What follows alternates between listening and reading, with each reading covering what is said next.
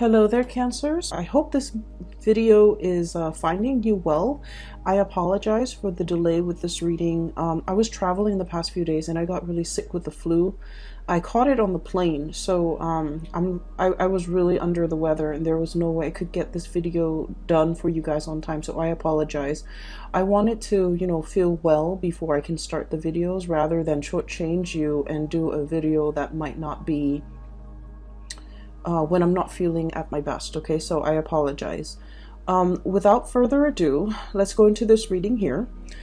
First of all, I see it's a scene near the window. Okay, so there's like light streaming through a window, and as I look up, I see like little boxes, and it's mirrors. Okay, they're like very, very small. There are like 10, 15 of them, or a lot of them.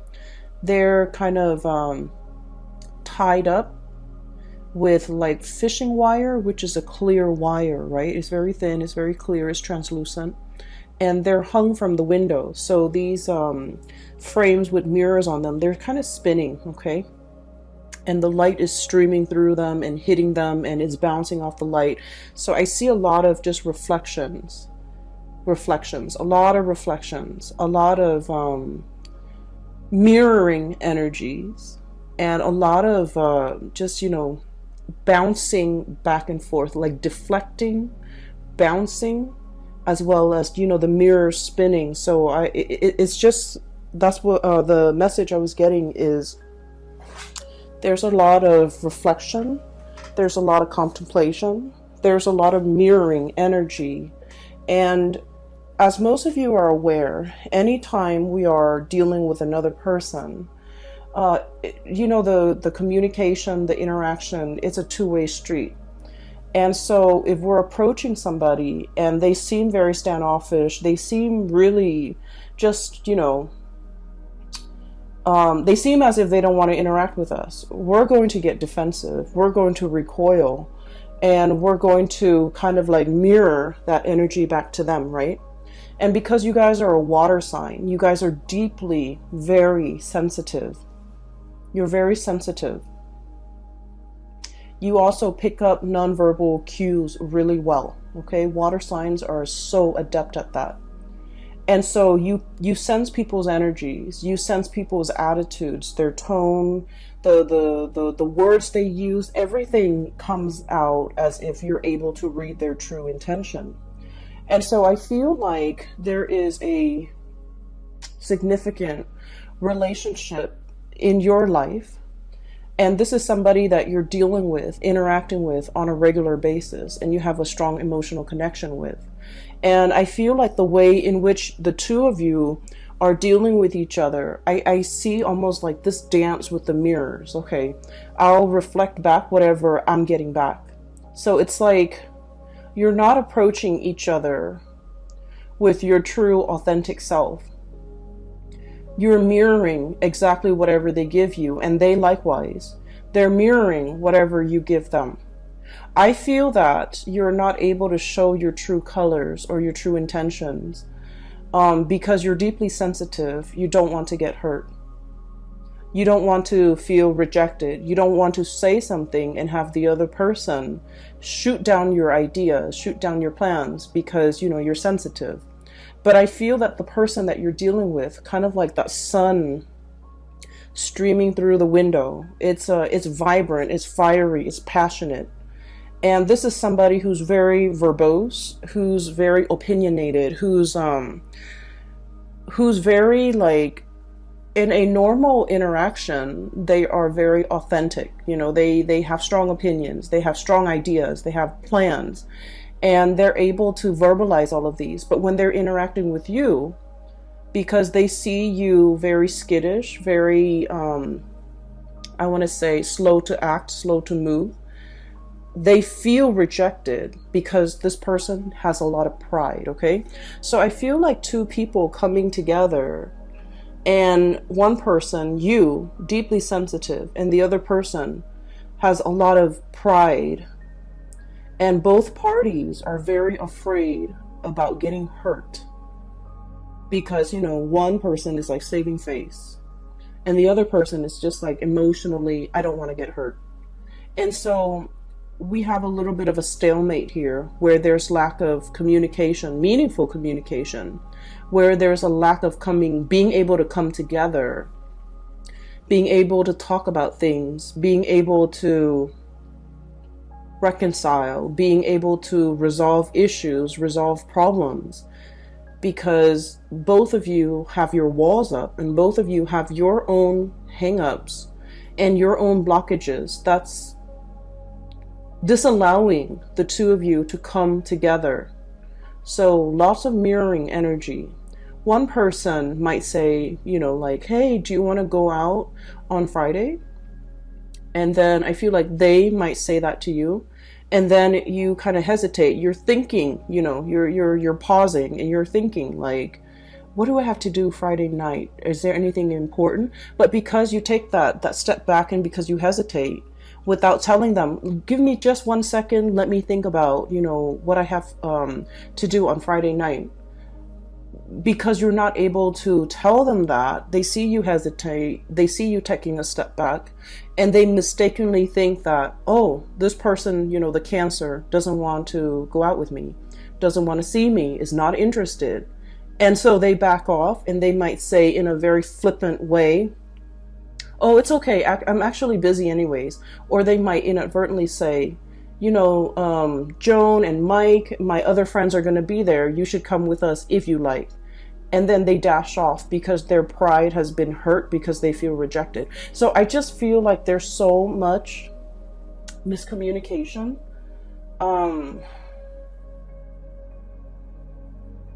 And we need to be very aware. And, you know, this is not on you because like the energy is mirroring, right? I don't feel this is entirely on you, but I just feel that there is a strong need to communicate, okay? A very strong need to communicate. Look at this roar. This is the Five of Wands, fighting, arguing, not being able to agree on things. But look at this roar. This is really powerful. This is somebody who's very, very pissed off. This is somebody who has so much to say, and yet when you look at this card, you feel the frustration, right? You feel the anger. You feel the need to communicate, and yet we're looking at it and we don't hear any noise, right? So this is what I mean. I just feel like there's so much that needs to be hashed out. There's so much that needs to be said. And look at this. One person is screaming and the other person is recoiling. The other one is conflict avoidant. The other one is like, you're being uncouth. You're being too melodramatic. You're being so like one person has so much they want to say and the other person, I feel, is being dismissive. And so this spread is ripe with miscommunication, misunderstanding, not being able to put ourselves in another person's shoes. That's what it feels like to me. They with you or you with them.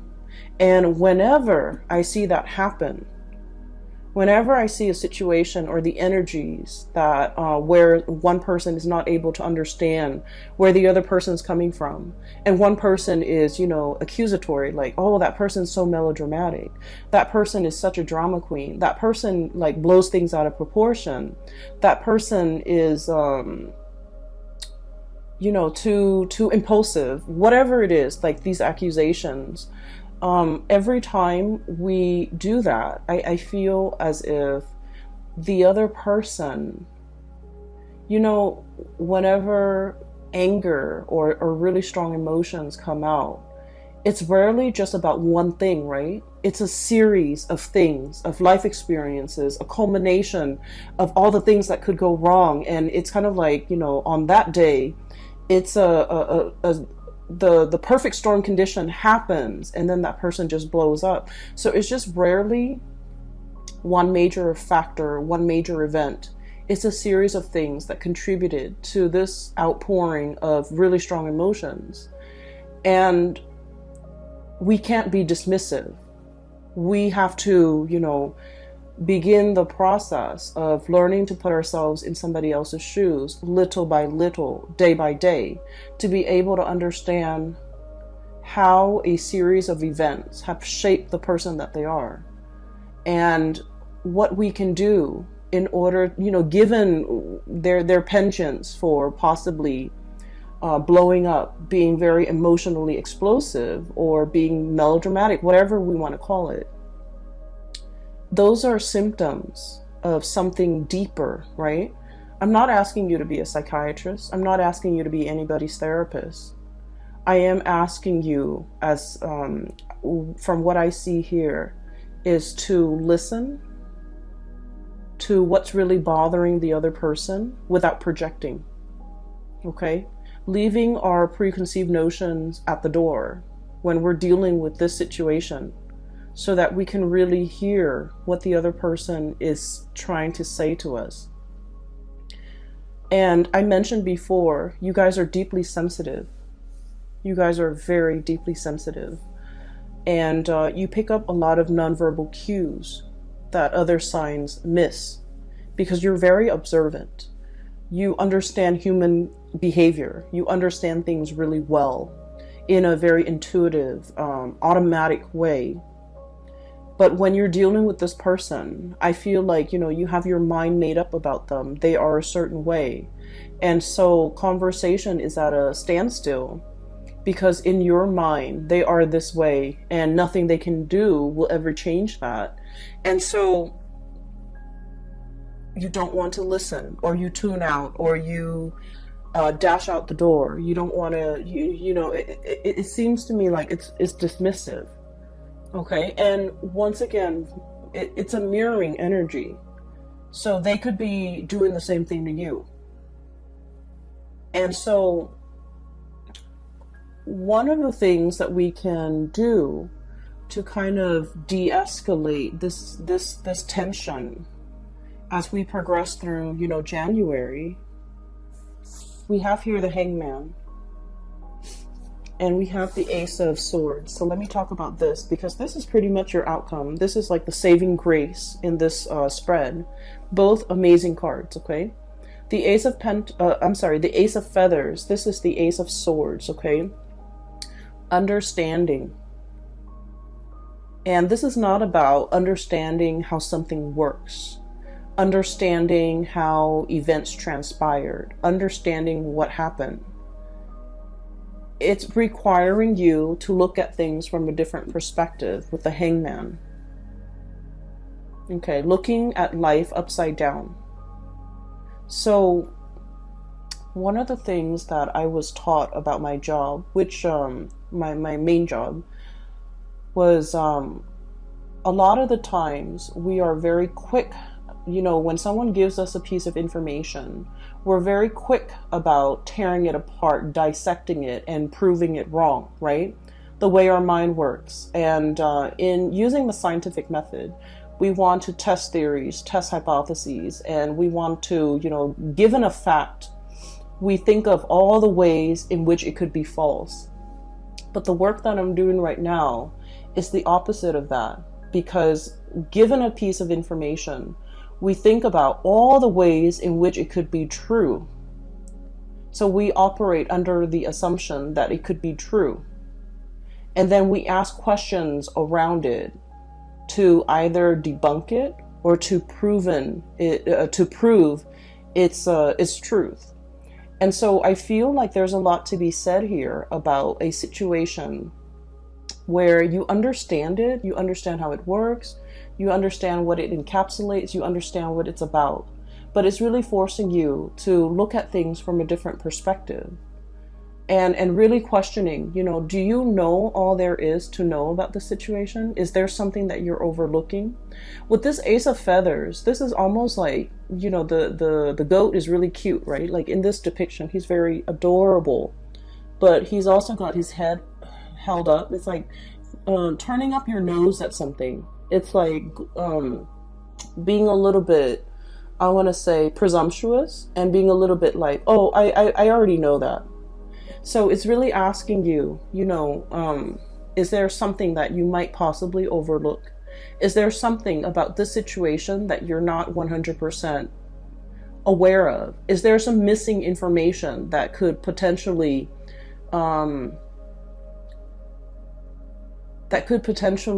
dissuade you from a specific course of action or a specific opinion?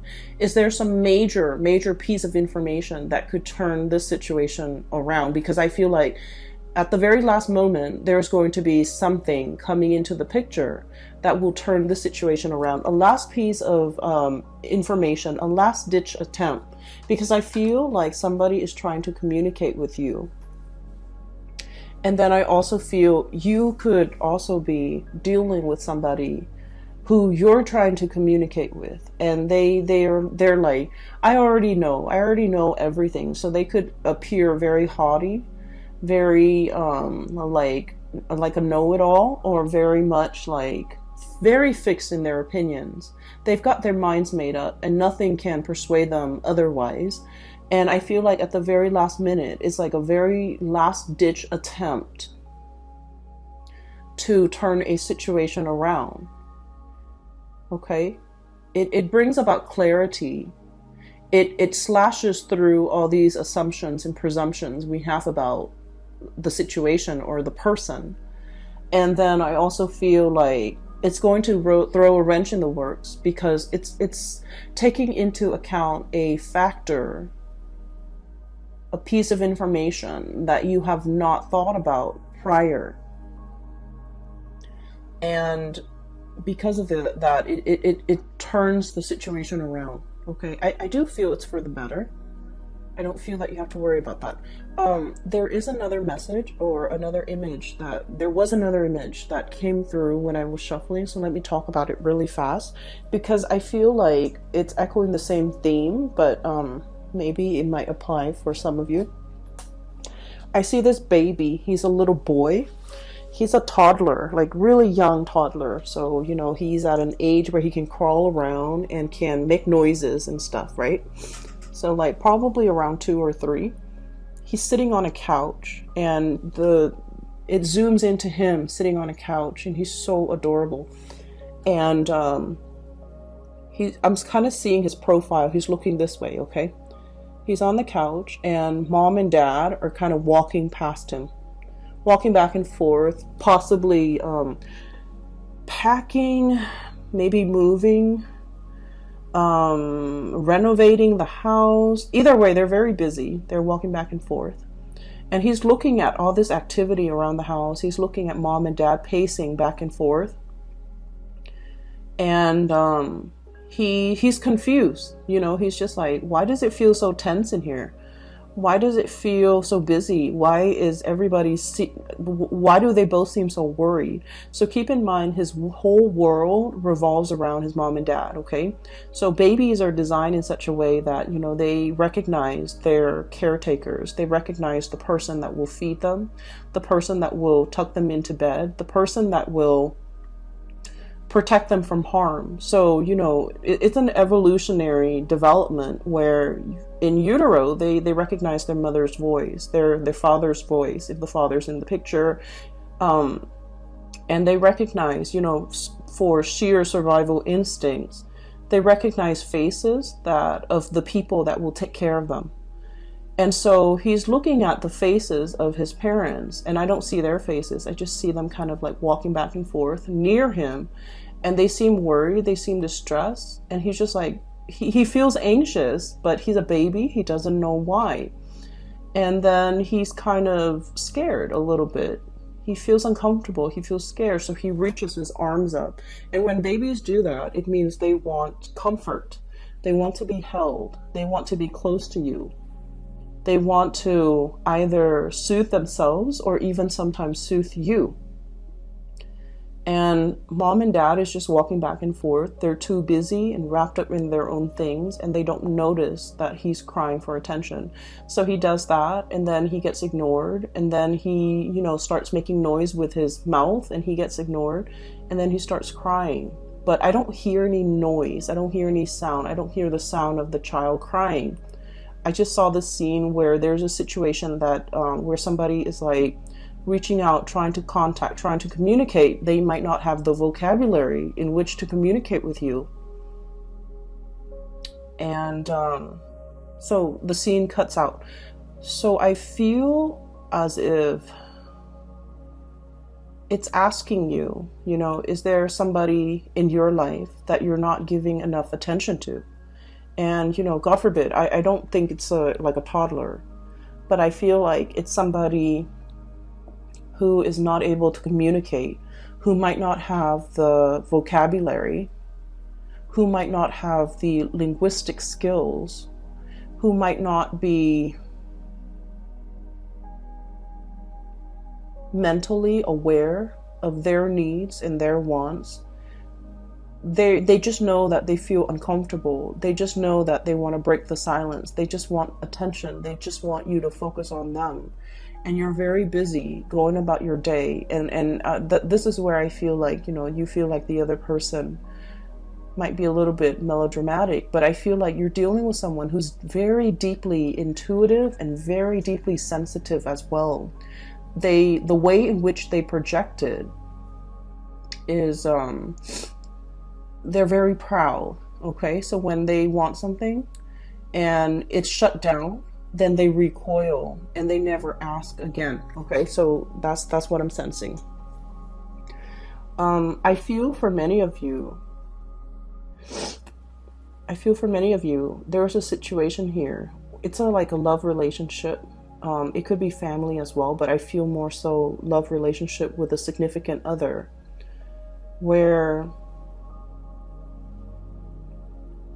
one person might want to be, you know, intimate, and the other person's very busy.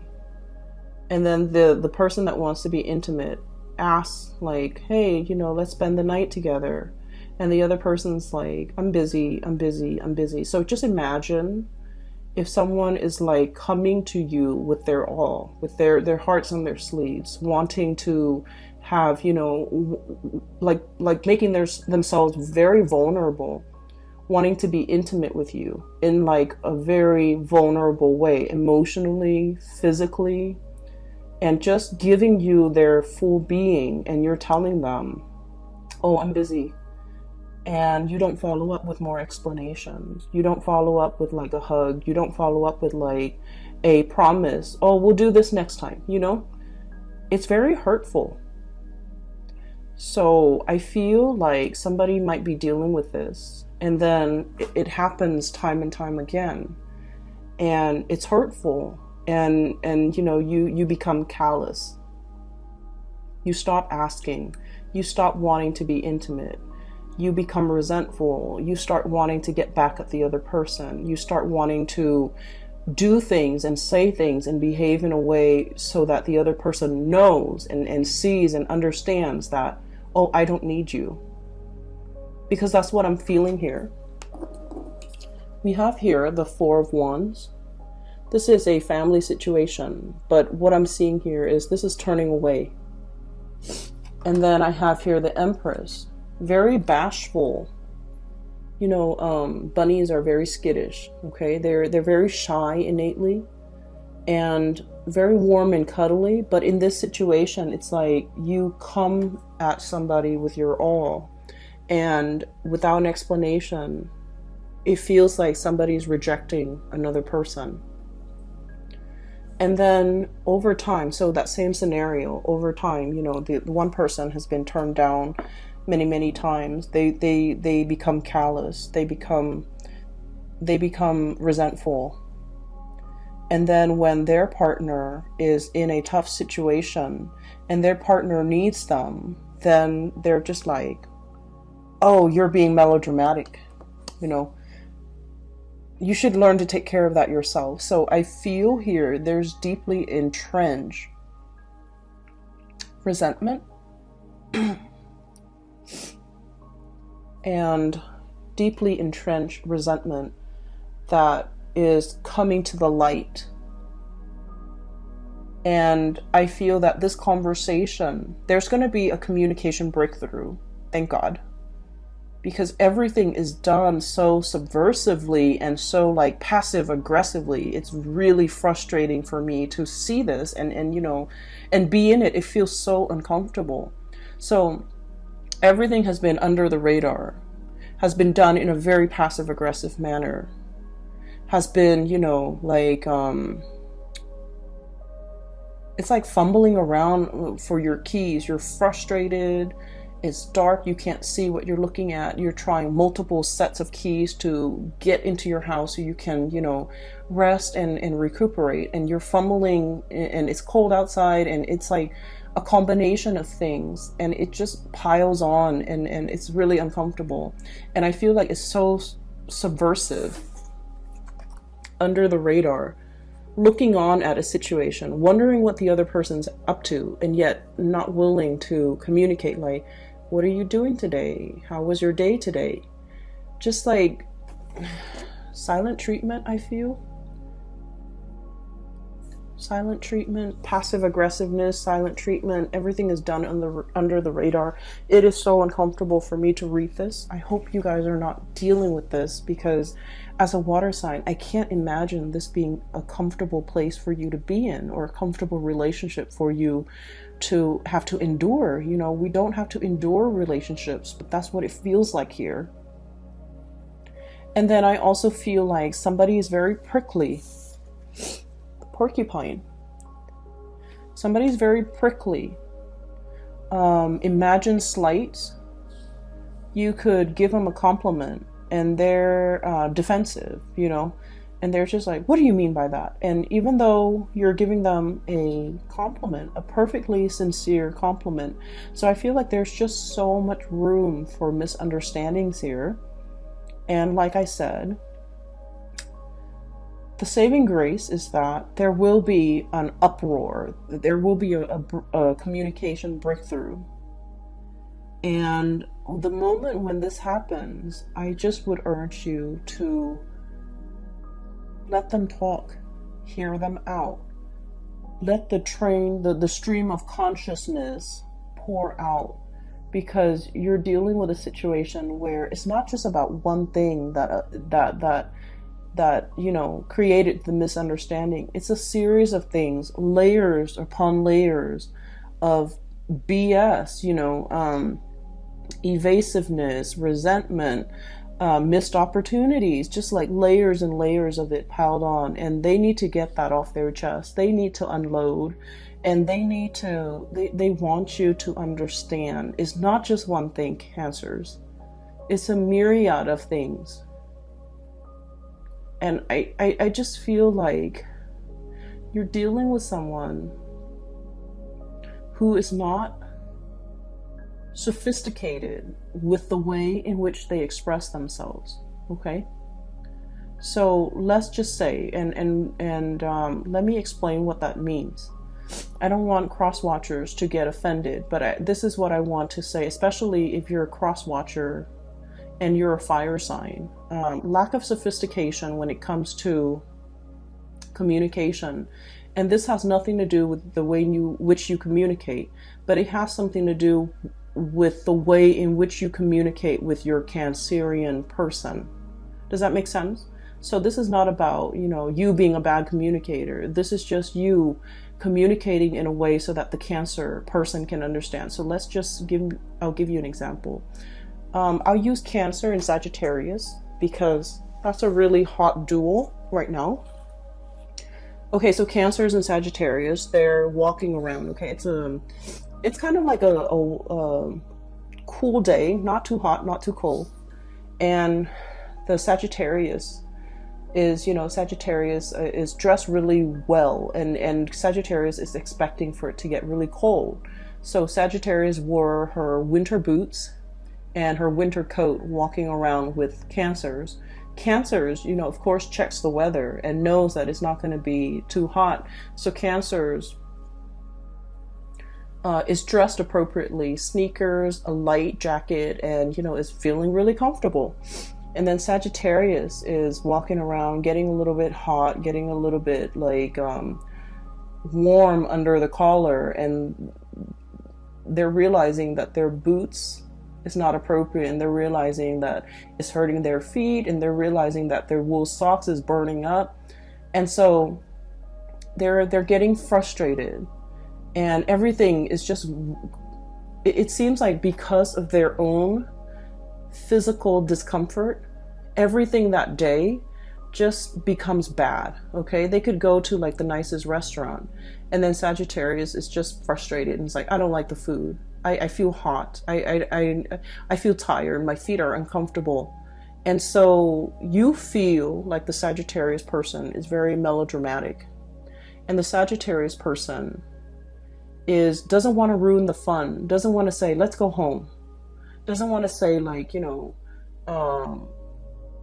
it's like there are so many things. The Sagittarius person might not know what is really bothering them. And what is really bothering them could be as simple as, my shoes are too hot, my socks are too hot, I'm not dressed appropriately, I'm wearing this big coat and I just want to throw away this big coat so I can be comfortable. But the Sagittarius might not know how to verbalize all these things, all of these factors that are affecting their emotional state. And so when they are upset, they just lash out, like they're frustrated and they're angry, and they're picking at the things that's right in front of them rather than getting to the root of the problem. Okay? And so I feel like, this lack of sophistication when it comes to being able to know exactly what's bothering us, what is the root of the problem. And like I said, in their defense, it's like it's a lattice, like a lattice on a pie. Layers upon layers of things over the years, just piling on. And, I feel like one person is not able to forget all of the slights, all of the hurts, all of the rejection, all of the times in which the other person made us feel this little. And they hold on to that resentment. And so I do urge you to be patient with whoever it is that you're dealing with. And if you are a cross watcher, I do urge you to be very patient with your Cancerian person, because I feel like there's a very important conversation that needs to be had. Temperance, we have patience. Things are not always black and white, okay? Layers upon layers. Okay, things are not always just clear cut. Some people don't see things in black and white. Some people are just like, let's make allowances for gray areas. Let's, in the real world, things are rarely neatly compartmentalized in their equivalent parts like this. So this is sort of like, give and take. I say one thing, you say another. We both try to hear each other's side of the story, and being patient as well. The stripes on the zebra helps it blend into its environment. Okay, so it's like being able to blend in, but also being able to put ourselves in another person's shoes. Okay, so I feel like this is what's coming through for you guys. And I have here no pentacles suit, so no news is good news on the financial front. And I feel like finances is going to be the least of your concern, because you have a very important conversation that needs to be had with another person. And I do hope that you get it resolved. I do hope that the two of you can, at least in this moment in time, see eye to eye, understand one another, and approach this conversation with a lot of understanding, a lot of intention to try to understand, a lot of compassion. Okay? And I pray that if you're dealing with this in a cross watcher, that they are also approaching this with a lot of compassion. But I do feel somebody's really pissed off. Okay. Very prickly, very defensive, and 5 of acorns. Melodramatic, okay? And just like they want to be heard so badly. And so, give them the time of day if you're dealing with them. Okay?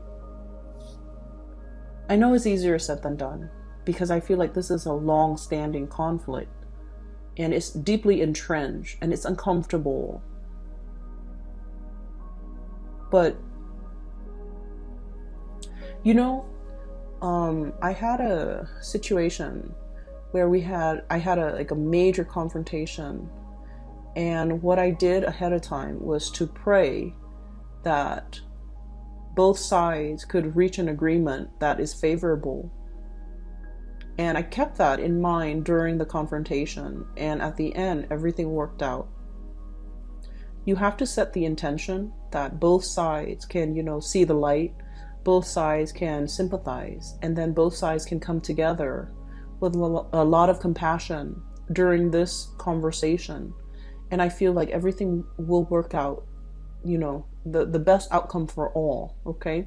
The intention has to be set without expectations. So it's not about, I want to win this argument, or I want them to see how much they've made me suffer. It's not about that. It's about, doing what's best for both parties and approaching a situation with compassion from both sides. I will leave it at that for you, Cancer. I hope the February reading brings you a lot more closure and a lot more peace. I apologize if this sounds negative. It's what I'm seeing, so I have to relay what I see. Once again, I apologize for the delay with this reading. I wish you all the best, okay? Take care of yourself, and I hope that everything clears up so we can start, the new year with new energies, okay? Take care.